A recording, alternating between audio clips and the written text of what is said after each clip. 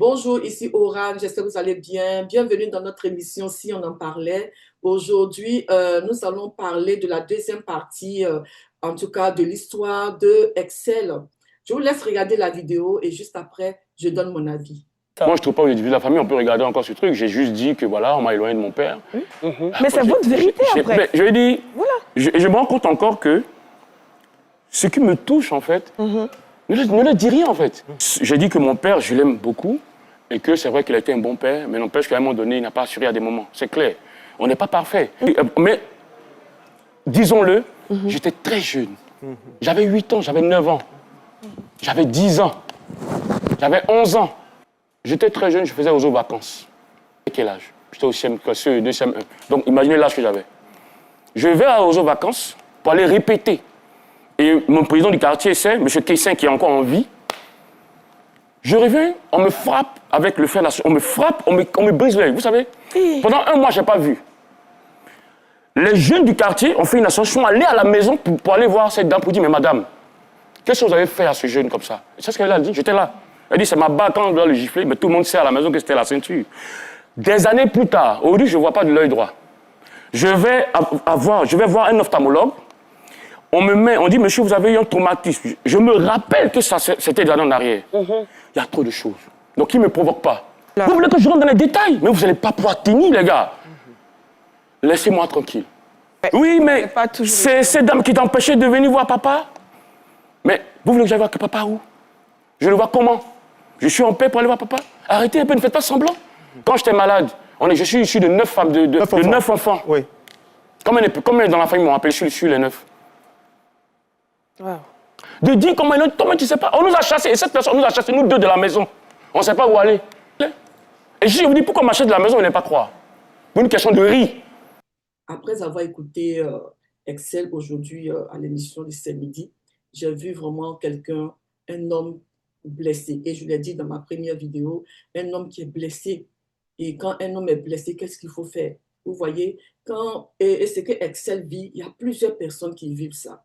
Et je le dis toujours, ce genre de situation où il y a la maltraitance, vraiment, les enfants de l'ex-femme est maltraité, j'avoue que le responsable, je le dis toujours, c'est le père. C'est le père qui est responsable de tout ça. Un enfant, il disait qu'il a été maltraité et il parle qu'il était vraiment enfant. Effectivement, quand on a 8 ans, 9 ans, 10 ans, 11 ans, on est encore enfant. Et qu'une nouvelle femme rentre dans le foyer et que cette dernière passe son temps à frapper les enfants au lieu de les éduquer, au lieu vraiment de les enseigner, au lieu de les faire comprendre les choses. Du moment où tu rentres dans un foyer et que tu trouves des enfants à bas âge, ce sont tes propres enfants. Ce sont tes propres enfants. Il y a des choses qu'ils peuvent faire. Peut-être que ça ne va pas te plaire, mais la chicotte ne va pas forcément les aider à comprendre ce que toi tu aimerais bien qu'ils comprennent. Voilà, donc c'est des choses qu'il a emmagasinées. Il n'a pas, comme je le disais, à son âge adulte, il n'a pas cherché à être guéri. Et c'est des choses qu'il en parle. Par exemple, il a expliqué, en tout cas dans cette émission, même lorsqu'il a été malade, plusieurs personnes, même en tout cas dans sa famille, ils sont 9 en fait. Il y a une seule personne qui l'a appelé. Mais tout ça, la base, c'est quoi? C'est le père qui n'a pas su aider vraiment ses enfants, protéger ses enfants, pour qu'il y ait vraiment l'harmonie dans le foyer. Tout ça, c'est le père. Vous voyez, comment est-ce qu'on peut avoir un père qui aime ses enfants ne peut pas laisser ses enfants dans une telle situation. Surtout que ta nouvelle femme qui vient dans le foyer, là, les enfants ne la connaissent pas. C'est toi qui la connais. Donc, quand elle va vouloir, en tout cas, frapper tes enfants, quand elle va les menacer, les injurier, les humilier, normalement, un enfant va toujours chercher à parler à son père. Mais quand ils viennent te parler, toi, un papa, qu'est-ce que tu fais? Je le dis parce que l'histoire d'Excel, il y a plusieurs personnes qui vivent ça. Comme je le disais, nous-mêmes, il y a des gens qui nous contactent, qui nous expliquent un peu vraiment ces cas de maltraitance et les blessures qu'elles ont aujourd'hui. Et pourtant, ce sont des personnes aujourd'hui qui sont dans leur foyer. Mais les personnes souffrent de ça. Les personnes ont mal, elles veulent vraiment être guéries de ça. Donc, ce que Excel est en train de dire là, il faut considérer ce qu'il est en train de dire. il ne faut pas le menacer. C'est une famille qui est déjà divisée. Vous voyez? Et là, aujourd'hui, il en souffre parce que à son âge adulte, il était malade, il a été empoisonné. C'est dans ces moments-là qu'il veut voir quand même son père, sa belle-mère, même ses frères, mais personne. Il a dit lui-même, il dit personne. Et du coup, il s'est senti vraiment isolé. Donc, ça fait revenir encore le passé, la douleur du passé. Les blessures sont encore là. Et ils ont été chassés de la maison parce qu'ils étaient en train de manger du riz.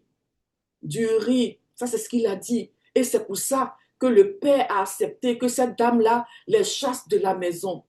Mais qu'est-ce qui peut faire que une autre femme qui rentre dans ta vie, elle peut faire des choses à tes enfants et que toi, tu puisses rien dire? N'es-tu pas le chef de famille? N'es-tu pas celui-là qui est le responsable de famille? Est-ce que c'est par amour? En tout cas, pour tous les papas qui font ce genre de choses, est-ce que c'est par amour? Tu regardes tes propres enfants, par amour pour ta femme, qui est en train de vraiment maltraiter tes enfants. Et les enfants eux-mêmes te disent, même à l'âge de 9 ans, 8 ans, 11 ans, ils vont te le dire. Papa, la nouvelle femme là me maltraite. Qu'est-ce que tu fais? N'as-tu pas pitié de tes enfants? N'as-tu pas pitié de la manière dont l'autre est en train de les maltraiter? Est-ce que tu te sens fier? Et ça encore, jusqu'à ce que la dame même, elle décide de ne plus voir tes propres enfants. Et tu acceptes. Est-ce qu'on peut t'appeler encore papa? C'est quoi ce genre de choses? Quel genre de père êtes-vous? Vous qui faites ce genre de choses. Vous qui faites ce genre de choses. Toi, tu es un homme. Hein? Tu te maries avec une femme. Mais elle doit savoir que c'est toi qui es le responsable de famille. Il y a des limites à ne pas franchir. Tu dois vraiment faire de telle sorte que les enfants que tu as eus avec ton ancienne femme et même les enfants que tu vas avoir avec elle, ces personnes-là, ces enfants-là, eux tous puissent s'entendre, qu'il n'y ait pas de division. Il y a des enfants, souvent, ils ont besoin de correction. Mais corriger un enfant, je l'ai dit, ça ne veut pas dire maltraiter l'enfant. Un père, c'est celui qui protège ses enfants. Un père, c'est celui qui éduque ses enfants. Un père, c'est celui-là qui est là pour apporter vraiment la nourriture à ses enfants. Un père, c'est celui-là qui, en tout cas, quand les enfants le voient, ils sont heureux. Si tu ne peux pas protéger tes enfants, tu ne peux pas aimer tes enfants, tu fais un enfant pour quoi? Tu fais un enfant pour quoi? Tu vas faire des enfants pour toi-même les maltraiter? Parce que ce que ta femme est en train de faire aux enfants de ton ex-femme et que tu ne dis rien, c'est toi-même qui es en train de le faire. C'est toi-même qui es en train de les humilier. Et il y a la blessure dans le cœur des enfants. Les enfants sont blessés. Les enfants là ne parlent pas. Mais cette blessure-là va grandir. Et ils s'en rendent compte que j'ai un père pour rien. Il y a un jeune qui nous a contactés et lui, c'est pareil. Lui aussi, c'est à l'âge de 11 ans que leur père les a mis dehors. À l'âge de 11 ans, leur père les a mis dehors à cause de sa nouvelle femme. Cette femme-là passait le temps à les frapper, à les humilier. Elle passait le temps à les injurier. Elle passait le temps à les rabaisser. Les enfants ne peuvent même pas manger dans la cour. Quand elle prépare là, elle donne ça à ses propres enfants d'abord. Les enfants là, eux vont faire le ménage. Eux vont faire le ménage. Ils vont faire tout ce qu'il faut faire. Et quand eux ils ont fini de manger avec leurs propres enfants, c'est en ce moment-là, s'il y a le reste, elle va donner aux enfants des autres. Et tu penses que cette femme-là, elle t'aime. Tu penses que la femme que tu as là, elle t'aime vraiment. Parce que ce que tu es en train de faire là, les enfants là sont blessés. Tu es en train de déposer des choses dans le cœur de ces enfants. Quand ils vont grandir là, ils vont te rappeler ça. Je vous laisse regarder la vidéo. Mon plus grand regret, c'est d'avoir fait les enfants. Je suis père de 10 enfants. Mes enfants m'ont abandonné. J'ai atteint un âge avancé. Le jour que mes enfants vont apprendre que je suis décédé, ils n'ont qu'à m'enterrer simplement. Repas de riz, je n'en connais pas. Le plus souvent, je vais chez la femme qui est au carrefour là, antenne, et je prends du baka et puis 2 toilettes, c'est tout. Il s'est passé que, voilà quoi, mon père a fait une vidéo où il dit que nous, on lui a abandonné, on ne s'occupe pas de lui. Donc là est vraiment le débat actuellement. Vous n'avez pas abandonné papa? Bien sûr que si. Ok, vous avez laissé complètement. Tout à fait. Qu'est-ce qui a fait jusqu'à ce que ça arrivait là au fait? Parce qu'en tant que père, chef de famille, il a abandonné sa responsabilité de s'occuper des enfants qu'il lui-même a créés. Donc aujourd'hui, il n'a pas à regretter de sa situation actuelle. Donc il nous a abandonnés et donc nous aussi on l'abandonne, c'est tout. Le fait d'abandonner ces enfants qu'il a créés lui-même, là, c'est déjà une malédiction. Ah oui, parce que vous n'avez pas su comment nous on a souffert quand on était enfant. Une personne adulte qui souffre, ça fait pas si mal qu'un enfant irresponsable. Allez, je vais dire, un enfant qui n'a pas demandé à arriver sur terre, souffrir. Regardez les mendiants dans les marchés, comment leurs parents les ont abandonnés. Et regardez un vieux comme lui qui souffre aujourd'hui. Selon vous, quand vous voyez un vieux comme ça et un enfant qui souffre, qui allez vous sauver parmi les deux? Bonsoir tout le monde. Écoutez mon petit frère qui parle de notre papa, le vieux abandonné par ses 8 enfants. En plein guerre en 2010, en plein guerre, où ça tirait à Abidjan, lui là nous a mis dehors pour ne rien. Il est rentré un soir comme ça parce qu'il n'est pas qu'il avait quoi envie, il a mis ses enfants dehors. Je vous jure, on allait dormir à la gare de UTB à Yopougon. C'est rien. Il n'aime pas voir ses enfants. Donc nous, on a mis croix sur lui aussi. Donc, parce que le monsieur, simplement, il a horreur de voir ses enfants heureux. Il ne veut pas vivre avec ses enfants. Il ne veut pas s'en occuper. Maintenant, vous les enfants, qu'est-ce qu'on t'a fait, le vieux? On t'a fait quoi? Il dit, vous m'avez rien fait, mais ne comptez pas sur moi sur cette terre-là. Vraiment, vous qui faites ce genre de choses, il faut arrêter.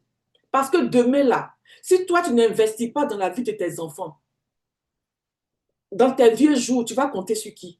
Parce que la plupart d'entre vous, là, vous ne faites pas ce qu'il faut faire. Et dans vos vieux jours, vous allez vous souvenir que, ah, j'ai eu des enfants. Ces enfants-là, vous allez rentrer en contact avec eux pour dire, venez m'aider, c'est moi qui suis votre père. Et il y a plusieurs comme ça qui demandent aux enfants maintenant de venir les aider. Et pourtant, pendant qu'ils travaillent, ils ont chassé leurs propres enfants à cause d'une femme. Et la femme pour qui même ils ont chassé leurs enfants là, souvent même la femme, elle reste même pas même avec eux. Elle reste pas même avec eux.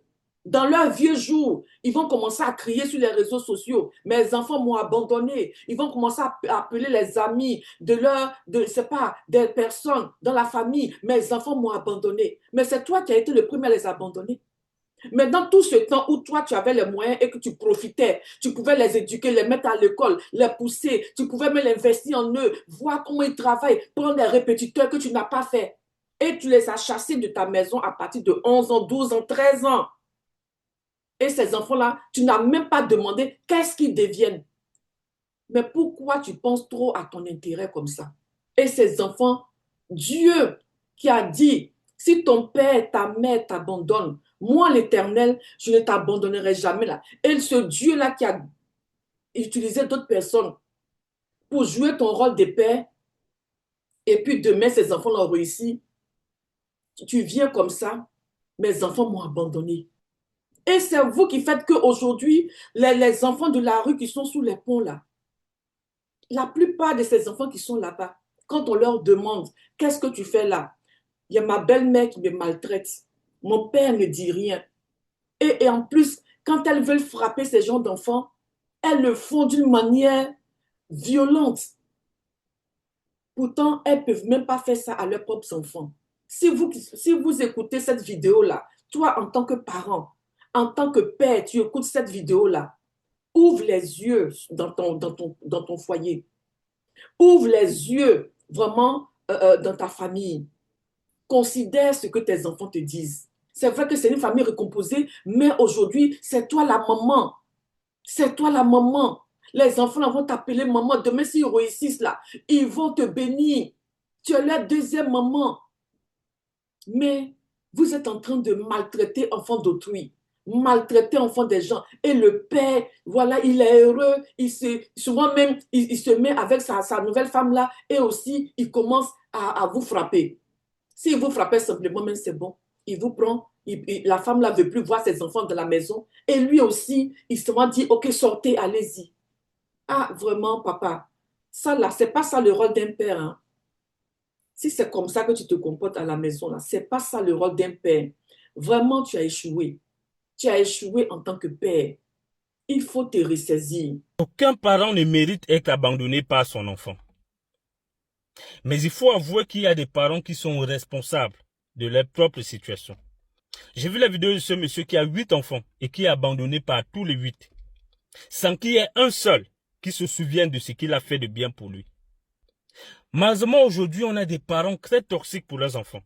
On a des parents qui sont des dangers pour leurs enfants. Il y a des enfants aujourd'hui, quand ils se rappellent de leur passé, ils pleurent parce qu'ils ont un passé douloureux. Parce qu'ils ont eu des parents qui n'étaient pas des modèles. Comment tu veux donc que ces enfants que tu as abandonnés, qui se sont battus par eux-mêmes, finissent par prendre soin de toi? Le souhait voudrait que non. Que ces enfants-là mettent de côté tout cela et qu'ils prennent soin de toi. Mais rien ne te garantit qu'ils auront suffisamment de force pour oublier ce que tu as fait pour eux. Prenez soin de vos enfants. Ah, vraiment. Mais toi, maman qui te comporte comme ça avec l'enfant, est-ce que c'est sérieux ce que tu es en train de faire? Toi, tu es une femme. Tu es venue dans le foyer. Une autre femme est partie. Quelle jalousie tu fais encore avec l'enfant d'autrui?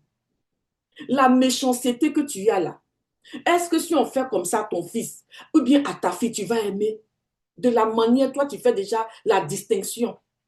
Vous là, enfant de l'autre là, allez passer ici. Vous, c'est quand on finit de manger que vous allez manger le reste. Cet enfant-là dont je vous parlais tout à l'heure, cet enfant-là a appelé sa maman. Et sa maman maintenant décide de venir chercher son enfant. Et le jour où la maman est venue chercher son enfant, pour que l'enfant vienne au moins rester avec elle pour quelques jours, la femme du monsieur, elle a appelé le monsieur au téléphone pour lui dire, bon, comme mon enfant m'a appelé, je suis venue, j'ai vu combien de fois l'enfant a des blessures sur lui. L'enfant va venir rester au moins avec moi ce week-end-là. Et le monsieur dit, il n'y a pas de problème. La femme arrive chez le monsieur. Il trouve sa femme là. Elle dit, bon, je suis venue. Donc, tu diras à mon fils de venir comme ça, on va partir. Elle dit, la dame là dit, mais il s'agit de qui? Vous êtes venu chercher quoi ici? Bon, elle n'a pas parlé. Elle voit que le monsieur ne peut pas parler.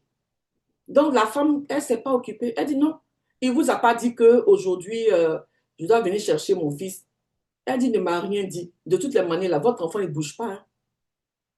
La femme dit, vous dites quoi? Elle dit, je dis, l'enfant, là, il ne bouge pas. Et le monsieur est assis là. La dame lui dit, parle à ta femme. Hein. Je ne suis pas venue faire des histoires. Je suis venue récupérer mon fils. Parce que moi, je ne suis pas de la ville. Je suis arrivée. Voilà, je vais rester un peu avec lui. Et après, il va revenir. J'ai parlé de ça avec toi.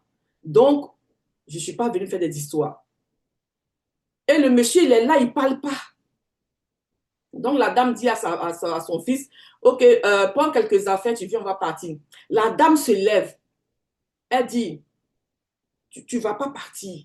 Si tu prends tes affaires pour dire que tu t'en vas chez ta maman là, tu vas voir ce que je vais te faire. La femme dit, prends tes affaires, on va partir. Et l'enfant, il a pris ses affaires et puis il a suivi sa maman. Ils sont partis. La mère a essayé de le soigner comme elle peut. Et puis maintenant, elle est rentrée dans d'autres procédures pour récupérer totalement son enfant. Et c'est comme ça qu'elle a pris son enfant. Ils sont partis. Quand l'enfant est arrivé, elle a dit à l'enfant, tu viens chercher quoi ici? Tu ne vas pas dormir ici. Elle a laissé l'enfant dormir dehors. Pendant qu'eux dorment dans la chambre, l'enfant dort dehors. L'enfant n'a pas le droit de manger. Elle a puni l'enfant sur des jours. Et le père, alors que l'ex-femme a appelé le père pour dire que je viens récupérer mon enfant, il a dit, il n'y a pas de problème. Le père lui-même, il a profité de ça. Parce que sa femme est en train de punir l'enfant de l'autre. Il a profité de ça aussi pour humilier son enfant. Et il lui dit ceci, que de toutes les manières, qu'est-ce que vous pouvez m'apporter? Vous ne pouvez rien m'apporter. Donc, Itwao, il avait encore une autre fille avec une autre femme aussi. Itwao, lui, il avait 11 ans et l'autre avait 13 ans. Je ne veux plus vous voir de cette maison. quittez ma maison, sortez d'ici, vous allez partir. Il les a chassés un peu comme ce que Excel a dit, que son père les a chassés là. Il avait que 11 ans ou 13 ans là. En tout cas, il les a chassés. Ils n'ont qu'à partir. Que vous n'allez rien m'apporter. Moi, aujourd'hui là, je m'occupe du fils de ma femme. Son fils là en France, mon argent là, je préfère utiliser ça pour m'occuper de lui. Je lui envoie des Western Union, je paye ses cours, je préfère lui au moins l'enfance. Dans mes vieux jours là, c'est lui qui va s'occuper de moi. Vous pouvez faire quoi pour moi? Vous pouvez faire quoi pour moi? En tout cas, sortez.